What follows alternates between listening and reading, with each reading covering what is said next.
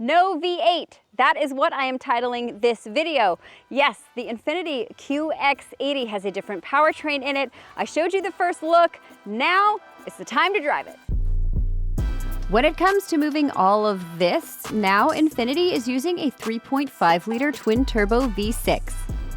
Clearly this vehicle is more than just the powertrain, but it's big and it needs to be adequately powered. So that is where I am going to begin. Okay, the moment of truth. Okay, not quite yet. Let's talk about numbers for a second. This new twin turbocharged 6 makes bigger numbers than the outgoing engine, to the tune of 450 horsepower. So, for those who don't think that they will have enough grunt, you might want to think again. So this engine is derived from the VR engine, which comes out of Nissan's GTR. No, of course, it is not exactly the same thing, but that is a really good place to start. Okay, so the moment of truth. No, it's not the naturally aspirated grind fest that the V8 was, but it's got energy, it's got pep that moves this very large and heavy vehicle very easily. Yes, there is a little bit of turbo lag, but even up hills, I don't really feel as though it's lackluster. That being said, I want more time in it. I'd want to take it off-road like I took the Armada with that same V8 and pound it to see if it measures up. Today is not the day for that, but I'm going to tell you this, for everyday driving, you should have absolutely no complaints about this engine. I should also mention that this is now mated to a 9-speed automatic transmission, and the way that they've tuned it, they've definitely readjusted things down in those sort of lower gears so that you have a little bit more torque in the low end of the range. As far as shifts, I think that's pretty smooth. They're pretty quick, nothing that stands out to me as being awkward. Gas mileage, yes. We can't not acknowledge that the V8 did not do it any favors in that department, but it has been improved. Those numbers in the teens are still a bit hard to swallow though, but you do get a best-in-class 8,500 pound tow rating, which, when you're doing it, will also decrease those gas mileage numbers. As far as the ride goes, the QX80 rides on an all-new chassis. It gets 27% more torsional stiffness and 57% more lateral stiffness. However, this is the Autograph. This is the car that has the air suspension on it. And for me, when it comes to how the ride feels kind of in an up and down movement, I actually like the way it rides. Where you have more lateral stiffness in the chassis, the way that the suspension is tuned, it definitely feels a little bit loosey-goosey to me going from left to right. So if I'm feeling some undulation in the road, I am definitely feeling it quite a bit in my seat. And honestly, it makes it feel a little bit unrefined. To me, I would prefer, if I'm spending this kind of money, to get a ride that's more comparable to the Mercedes GLS or the Land Rover Range Rover. Those to me feel a little bit more sophisticated, a little bit more refined in the area when it comes to lateral movement. Around turns, even for something that's so big and heavy, I'm surprisingly not feeling much body roll. So I'm thinking that means there is a rather substantive sway bar under this big boy that's meant to make it feel more comfortable. However, I think personally that it's overcompensating on larger divots and imperfections in the road, and that is what's making me feel a little bit like a bobblehead. This won't be noticeable on smooth roads like highways and well-maintained city streets, but if you're on less perfect pavement, you will likely feel it too. That aside, you've got four-wheel drive capability that should get you over almost anything you can think of. Lest you think the QX80 isn't capable, you would be wrong. The air suspension can either manually or automatically lower the QX80 by 1.2 inches at speed for aerodynamic improvements. When it's parked, it can lower by 2.8 inches from normal to an easy access level, making it easier to get in as well as to load cargo. Since this is a four-wheel drive vehicle, you have off-road mode that raises the air suspension 2.1 inches for better ground clearance. So Infiniti has told us that they wanted to make sure that even the people in the third row were just as comfortable as the people in the first row. So I can recline the seat a little bit, which actually is really nice. That's pretty decent. Recline. I also have a seat heater back here, which is lovely, just in case. I have a little bit of a charger back here. It's a USB-C. I have a vent right here. This seat is back all the way, and I have plenty of legroom back here. Honestly, this is quite comfortable. I could imagine being back here for an extended period of time. Drive on! You know, while we're at it, I'm just gonna see what the ride is like from the second row as well. As far as room goes, I have tons of room here. So this seat is all the way back. There's about 5 inches in front of my knees, which is great. Headroom also is good, about 2 inches up here. Again, the seat is very comfortable. I have a lot of nice recline here. I love it. So that's really good. I do have some gizmos here as well that I can do. Heated and ventilated seats back here. That's pretty swank. Also, we can do a massage seat back here. And then I can do the climate controls back here. I've got a nice little console. So there definitely is a lot of sort of luxurious stuff happening here. Again, drive on. The QX80 also gets an electronic power steering rack.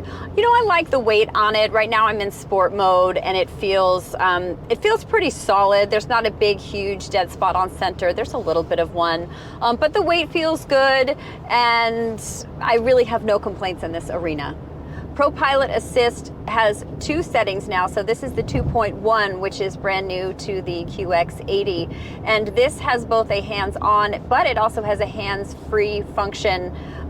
Right now, I am on a hands-on situation. That will be green when you're looking at everything on your screen. When it turns blue, that means you can take your hands off. This is only on some prescribed roads. It also has a lane changing function for you. These systems now are getting so good and I love it. I'm here for these. Just not full autonomy, then I'll be gone and I'll be okay about that. Of course, when you're driving a car, it's not just about the mechanics of the car. It's also now so much has to do with how you're interacting with the vehicle itself. And here you're going to have 2 14.3-inch screens, one for all of your driver information and then one for your infotainment and your Google things, which you do get Google built in, which is great. You can use Apple CarPlay, Android Auto, and then you have a 9-inch screen that's down here that you can use. This is haptic touch. You use this for your HVAC, for your drive modes. Overall, the visibility on all of these screens I think is pretty good. I can definitely see things quite clearly. The processor seems quick enough. This is a pre-production model though, so I'm sure it will get even better and more precise. There are 3 different options to set up the gauge cluster, and you use a jog wheel to operate both that and the touchscreen. Of course, you can also just touch it. This uses the Infiniti InTouch system, which I haven't used in a minute, but I'm actually finding it quite easy and quick to navigate. The shifter is comprised of push buttons, freeing up some space up front for storage. You can also opt for a cooler in the center console that can chill a 6-pack of soda. This blows super cold, and when it's open, it's quite loud, but when you close it, whisper quiet. The cameras in this thing are a hoot and a half. There is a front wide view which offers up a 170-degree view, helping you to see past other cars and other things around corners and in garages. You see that white bike on the screen? I cannot see that with my eyes, but you guys, it's there. Crazy. There's also an invisible hood feature, which lets me see that there's a skateboard under the car right now, so I don't run over it. 360-degree cameras also help a driver to better judge where, say, curbs are, for example, when you're parking, so you don't curb your wheels. There's also an in-car dash cam, which you can record outward of your crazy friends dancing, or inward to take stills or record video like this. When it comes to in-cabin temperature comfort, there is something in here called Biometric cooling. It's an AC function that, well, honestly, when I started out, I had absolutely no clue how it worked. Okay, I am trying to test out this biometric thing. I'm in the second row of these seats. We have turned off all of the air conditioning. That's why I'm sweating like an animal. We're hoping to get someone who will teach us how to use this. Still waiting. Can you see? Do. My eyes are burning now, it's official. All this salt water. I should have had a headband. All right, so we finally have our guy in here. This is Mr. Infiniti Man. And Okay, so what's the deal? Yeah, so that IR sensor that's right there in front of the sunroof, it's going to read your body temperature. So our facial area is what it's reading. And the reason it's not reading you right now is because you haven't buckled your seat. Are you kidding me? That is the signal. So when you have to buckle in, it can't see my sweat. That's okay, the now I'm signal buckled. for it to then read. So it's now it now has read your skin temperature. Okay. And you'll feel the temperature start to drop. And in this instance, because y'all had it a little warmer in here, the fan's already blowing at max temperature. So it reads the skin temperature. I've been sweating. I'm outside. It cools down, drops the temperature really fast, just in the third zone. Okay. So the client doesn't have to do anything. Yeah. And then as their skin temperature cools off, it comes back up to normal 70 degrees. I have noticed that the fan has slowed up a little bit, but I'm also not convinced that that's just for the auto. But maybe we did this wrong, and I've just been sitting here sweating for no reason. So you do actually have to turn the car on and have AC on auto for it to work. But I think my idea of being able to read body temperature when the car is off could frankly save lives. Maybe that's next. There is so much tech in this car that it's absolutely impossible to talk about all of it here. But let's just say it is prolific. As far as seat comfort goes, you know, my expectation with Nissan or with Infiniti is pretty high because I always generally think their seats are comfortable. These are no different. They're beautiful. I feel very supported. And of course, they're heated and ventilated, so I'm not going to complain. There is a massage function too in the Autograph version, and the massage is okay. It's kind of oddly placed on my body, but I have a long torso but short legs, so I don't know, maybe I'm just not suited for it. Visibility is fantastic in here. I mean, you've got these upright, you know, sides, and so it's pretty clear. I have even a straight shot back there, and looking over my left shoulder, which is normally a problem, is no problem at all. As far as the quietness, I can hear a little bit of road noise. That's to be expected. Again, I think it lacks just a little bit of refinement over a Mercedes or a Land Rover. But overall, when you're not on a highway and you're just kind of driving normally, it is quite quiet. I think they've improved the sound dampening in here, so it has a bit of a luxurious feel for sure. It also gets a Klipsch audio system, which is new to the automotive space. And I'll admit, while I'm not an audiophile, this system sounds pretty great. This is a 3-row full-size SUV, so you're going to be able to put a lot of people and stuff in here. And you'll actually get 28% more room behind the third row without this car having gotten much bigger from the previous generation. Just a couple of things about the design of this vehicle. I actually love the rear end of this when you're driving behind it. It's really nice. It's very upright, but then it has this little sort of a curve right here, which makes it very sexy. And then if you come around to the profile of this car, I mean, the proportions on this, I think, are really spectacular.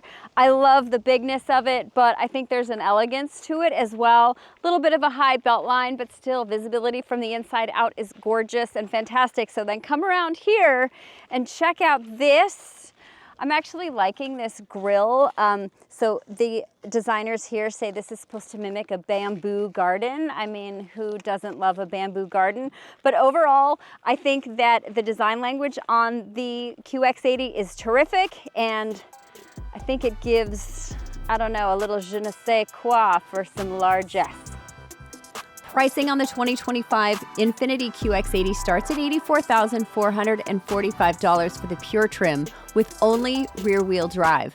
The Luxe trim that gets you that new head-up display, remote control rear seats, 22-inch wheels, and air suspension will cost $91,545. The sensory trim gets you ambient lighting, that biometric cooling feature, and a digital rearview mirror, and it also gets you over 6 figures. The Autograph, which is what I've been driving, will give you a second-row touchscreen for HVAC controls, second-row massaging seats, and that in-car camera. It might also give you some heart palpitations at $112,590. And if you want to add 4-wheel drive onto the first 2 trims, tack on $3,100. If you are in the market for a 3-row SUV, Kelley Blue Book can help. Click the link above. We can find you a fair purchase price at kbb.com. As a package, I think the QX80 has the potential to become a competitive choice in the full-size premium SUV category. So what is my conclusion about the lack of V8? You guys, I'm not sure that I really have an answer for that. What I will say is this. I do think that this twin turbo V6 delivers a lot of great power, even going up hills. Like, you really have a lot just right at your foot, and you can do a lot with this. Where I think this car really does shine is in the design language, in the tech. I mean, this is so tech heavy. It's like, it blows my mind. Like, I could do a Martin Scorsese video on it. But you're going to be paying a lot of money for this car. It still gives you great power. You get better gas mileage, sick tech. I mean, listen, if you're in the market for a full-size car, there are a lot of reasons to look at the Infiniti QX80.